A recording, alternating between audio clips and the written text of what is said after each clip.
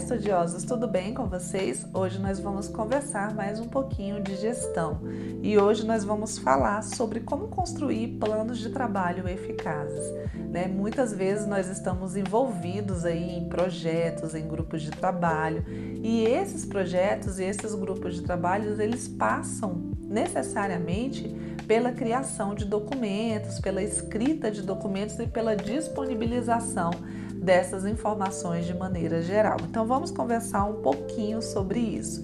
Por muitos anos, né, e eu digo que isso tem mudado agora nos últimos, 7, 8 anos, nós pensávamos que a produção documental ela estava muito mais ligada à sua aparência, à sua forma, do que ao seu conteúdo. Ou seja, nós escrevíamos documentos para pessoas que talvez nem iriam ler. E quantas vezes eu me deparei com documentos que eram cópias de outros documentos, mas que na verdade o assunto deveria ser modificado. Porque no passado a gente utilizava, né, e eu mesma não estou me eximindo aqui, né, e me colocando fora desse padrão, a gente usava o template e só repetia ali as informações. Pois é, hoje nós damos muito mais valor àquele conteúdo que está ali dentro, não que a gente, né, se desfez das formas, até porque o formato documental ele continua sendo importante, mas hoje nós já temos ferramentas que têm esses templates desenhados, como é o caso do Sistema Eletrônico de Informação SEI no serviço público e de tantos outros sistemas protocolares no serviço privado. Mas o que eu estou dizendo é que hoje a gente identifica muito mais a necessidade de criação de texto, mesmo nós tendo aí as IAs, né, tendo aí uma nova forma, a gente ainda precisa se habituar a essa criação de texto. Por quê? Porque a gente precisa ler aquele texto e entender. E porque também, apesar da gente já ter aí esses templates formados, a maior parte desses documentos eles são chancelados pelo Manual de Redação da Presidência da República. Então, tanto para a empresa pública quanto para a empresa privada, é o manual de redação que vai fazer a música tocar, né? E a gente costuma se orientar por esse manual para a escrita documental. E os planos de trabalho não fogem muito disso, eles continuam, né, vinculando-se ali àquele formato e àquela escrita de planos de trabalho. Quando a gente vai escrever um plano de trabalho, ou quando a gente começa a estar numa equipe que gerencia algum plano de trabalho, nós temos que pensar que essa equipe, que esse gerenciamento, ele sempre se conecta com setores, com pessoas, né? E a ideia geral de um plano de trabalho é que no final a gente possa entregar um resultado, possa entregar um produto. Para William Salma, essas habilidades, esse network, ele faz parte da construção desse plano de trabalho e que é necessário que você conheça o seu público, ou seja, que você saiba para onde que está indo aquele resultado daquilo que você está alcançando, de maneira mais prática e visual. Se você criou ali um plano de trabalho e todos aqueles envolvidos vão ter determinadas tarefas dentro daquele plano de trabalho, no final, o produto que vai nascer disso talvez seja um produto coletivo que vá atingir ali um grupo, né, da sociedade, um grupo da escola, um grupo ali, né, de outras pessoas, de outros trabalhadores. Então, tudo tem que ser pensado de uma maneira mais coletiva, né, mais coletivizada, assim, de um olhar mais amplo, olhando para essas categorias e pensando, daqui vai nascer um produto que vai atingir essas pessoas ali futuramente,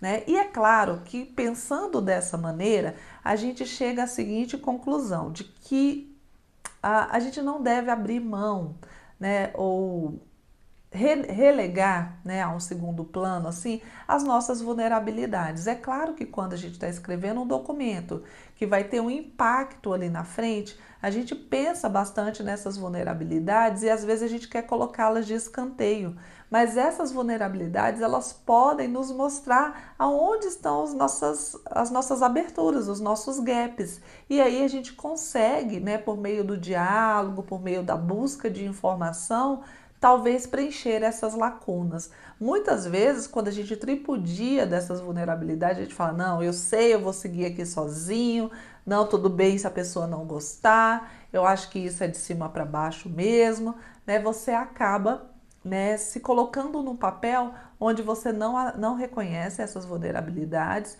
e isso pode ser muito, muito prejudicial. Para um plano de trabalho também é necessário que a gente entenda todos os atores envolvidos, né? Quando a gente fala de gestão, a gente fala muito que existe atores, né, disponíveis em cada processo dali que a gente está criando, que a gente está almejando.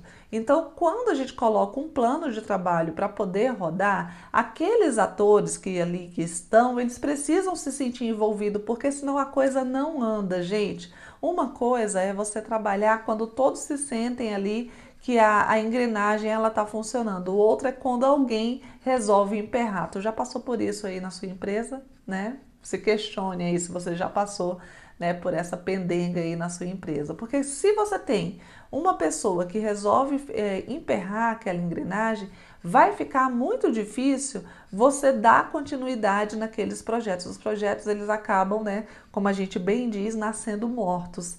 E aí, para você recuperar um morto, é muito mais difícil para você ressuscitar do que se você realmente fosse dar continuidade ali, né?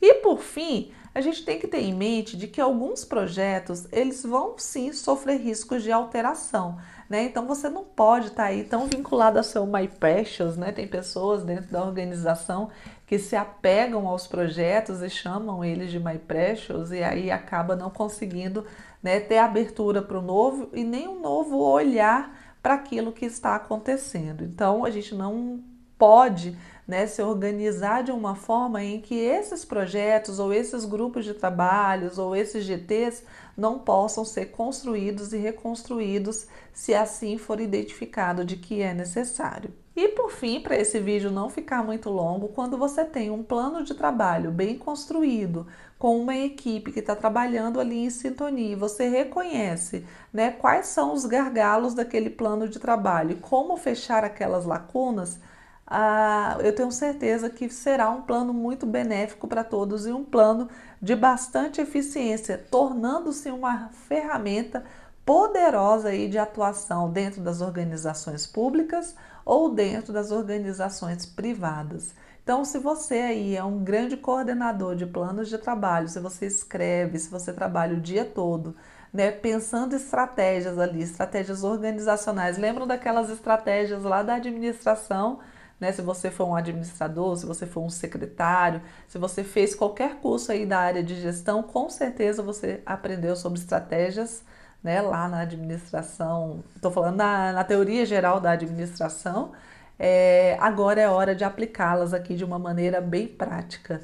Se você gosta desse tipo de vídeo, se você também gosta de conversar sobre gestão, cogite ficar aqui por este canal. Aqui a gente fala sobre educação, literatura e trabalho. E a gente precisa urgentemente formar uma sociedade estudiosa. Tchau, tchau, pessoal, e até o próximo vídeo.